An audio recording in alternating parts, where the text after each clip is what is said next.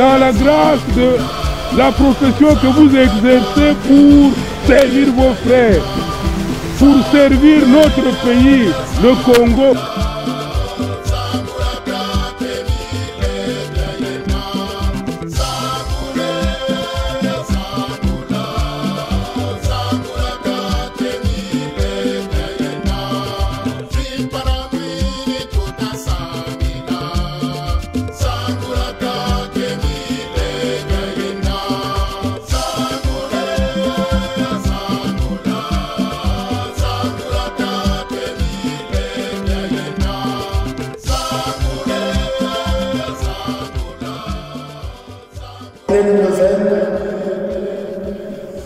Le neuvaine consacré au cardinal Émile Biéyenda, un cardinal congolais qui était assassiné le 22 mars 1977. C'est cette chasuble que j'ai portée et qui a son effigie derrière. Émile Biéyenda a aussi voulu donner sa vie pour la paix dans ce pays. Comme nous allons l'écouter dans l'Évangile, Jésus nous dit « Celui qui garde sa vie pour lui-même la perdra, mais c'est celui qui la donne pour les autres qui peut la garder. » Et confiant en cette parole, le bon cardinal, là où il est, aux côtés de Dieu dans le ciel, continue à intercéder pour la paix dans le monde, pour que cessent toutes ces marques de sang qui sont versées innocemment.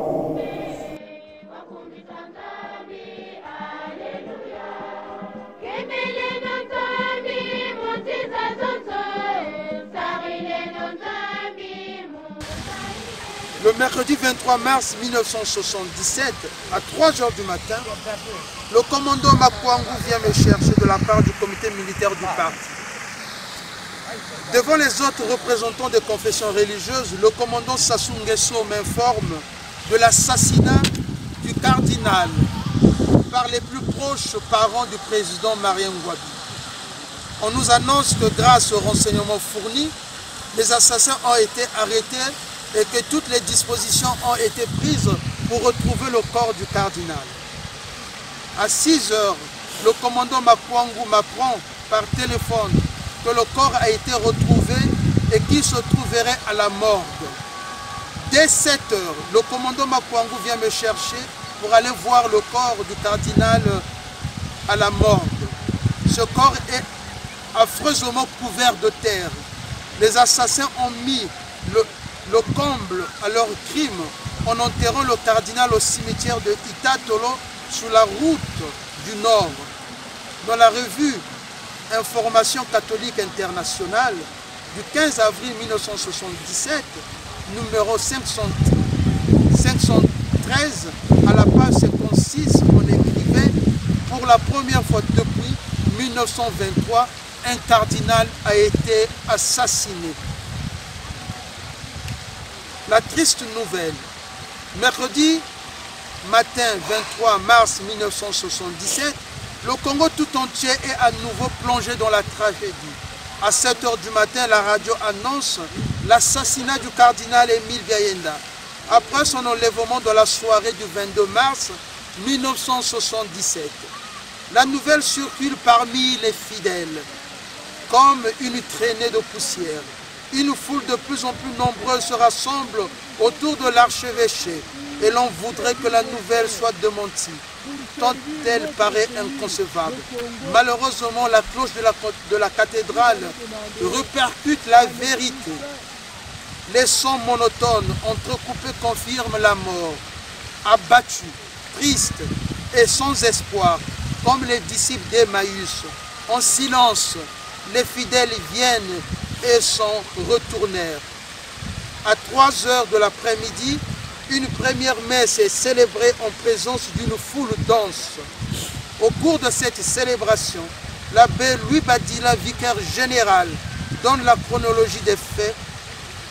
À la fin, il supplie les fidèles présents et leur demande par serment de ne pas céder au sentiment de vengeance qui pourrait monter en eux. En plus de ces appels de vive voix, l'abbé Louis Badila, vicaire général, s'adresse encore par une lettre circulaire à tous les chrétiens du diocèse. En voici son contenu. Chers frères et sœurs, dans le Christ, notre vie est bouleversée par les deux morts brutales de notre chef d'État, le président Mariam Gouabi, et de notre père et pasteur, son éminence, le cardinal Émile Biayenda, archevêque de Brazzaville. Notre Seigneur Jésus-Christ s'est choisi Tabiayenda pour qu'il soit notre guide spirituel. Sa mission est de nous conduire à vivre la justice nouvelle du royaume de Dieu. Aujourd'hui, nos yeux sont remplis de larmes. Notre voix est désolée. Nos mains sont vides. La violence se ferait un chemin dans notre pays. Elle nous impose à nouveau sa domination et son esclavage. Aujourd'hui, nous sommes profondément blessés par les destructions de la violence et de la vengeance. La détresse, l'angoisse, la persécution, la faim, le dénouement, le danger, le glaive ne doivent pas nous séparer de l'amour du Christ. Si notre séparation brutale avec notre père, le cardinal Émile Biayenda, s'accompagne d'une séparation plus profonde encore, celle de l'amour du Christ, que deviendrons-nous? Aujourd'hui, Tabiayenda nous invite à méditer sur sa vocation et sur sa mission. Elle s'identifie à celle de son maître et de notre maître, notre Seigneur Jésus-Christ. La méchanceté du monde n'a pu détruire la puissance libératrice de la croix.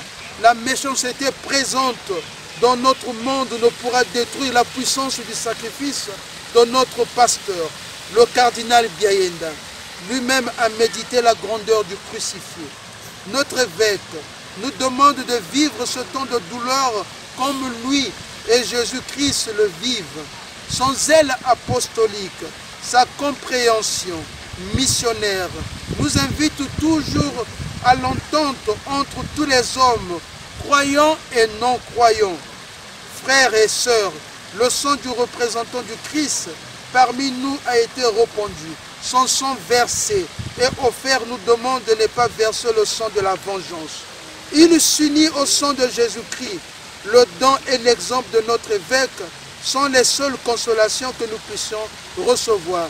Respectons avec dignité son sacrifice, qu'il transforme nos réactions spontanées d'indignation, de désespoir et de haine en puissance nouvelle d'unité, de justice, de miséricorde, de paix pour l'Église de Jésus-Christ et pour notre pays. Nous nous tournons vers Dieu et nous lui demandons ses grâces en abondance au nom de son Fils bien-aimé. Dans cette lettre, il donnait également le programme des obsèques du cardinal Émile Biayenda, dont le déroulement était organisé comme suit. Samedi 26 mars 1977, funérailles du cardinal Émile Biayenda. De 9h du matin, les chrétiens se rassemblèrent nombreux à la cathédrale.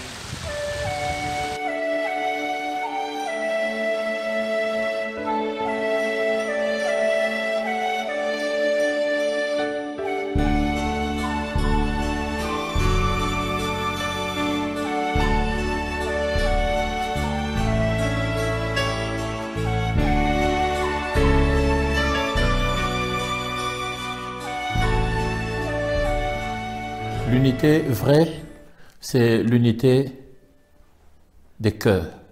L'essentiel pour l'unité, c'est de reconnaître le bien que les autres sont capables de faire. Émile, cardinal Biayenda.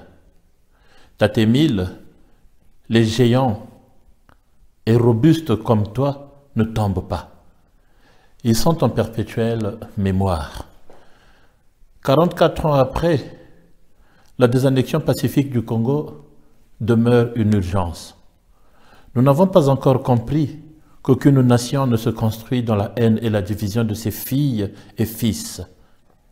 Du nord au sud, en passant par le centre, notre mère patrie ne cesse de revendiquer sa grandeur et sa beauté, valeur qu'elle ne peut vivre qu'en voyant ses nombreux enfants, compétents, dignes, militer pour l'harmonie et le progrès, le tout accompagné par la foi en l'homme, lieu de vérification de la foi en Dieu. Nous demeurons dans la soif de la germination du Congo uni et nouveau. Un Congo épris de paix, de justice, de dignité et de respect.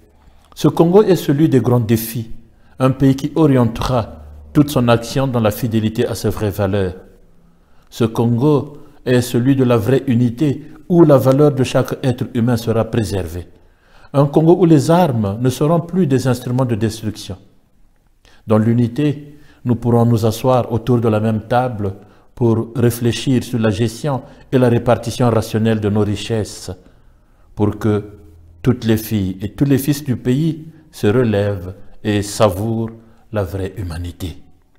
Dans l'unité, nous pourrons détruire les masques de notre laideur et les coquilles qui nous renferment dans nos petites appartenances aveuglantes. Obtiens-nous l'unité des cœurs, cette grâce qui va conscientiser notre agir, donnant priorité au rayonnement de notre noble patrie, cette maison pleine de tout et où, curieusement, les enfants meurent encore de faim. Nzomayaka Balamitandu. Le Congo nouveau est celui du travail, de la détermination à passer de l'être au mieux-être. Dans ce Congo, terre bénie, tout ce qui est semé germe. Personne ne doit et ne devrait donc y mourir de malnutrition ou de famine. Tout cela se concrétise dans un travail visant à transformer, à faire rayonner notre société et notre Église. Les compétences ne nous font pas défaut. Par le travail, nous changerons la condition sociale des filles et fils de la nation. De l'école à l'hôpital, en passant par nos structures financières, nous pourrons changer l'image lugubre de notre pays, transformée en loque à cause de nos refus d'action, de nos consciences inhibitrices de grandes œuvres. Par ton intercession, que soient purifiées nos consciences. Ainsi, nous pourrons nous déterminer à faire mieux qu'hier pour léguer un pays prospère, hospitalier, humanisant aux générations futures. Le Congo nouveau pour lequel tu as offert ta vie est celui du progrès. Un progrès épousant toutes les sphères, du spirituel au moral, de l'affectif au psychologique, du matériel au financier, du politique au social. Un Congo où nos enfants seront éduqués dans la tranquillité et la paix, dans des écoles au standing humain et digne. Un Congo où les structures vont donner une réponse silencieuse de respect pour tous. Un Congo où nos hôpitaux vont germer à foison et où nos malades auront un accès rapide et facile et seront soignés de façon urgente et efficace, même sans argent. Un Congo où la dignité du travailleur sera valorisée dans le gain qui lui sera donné.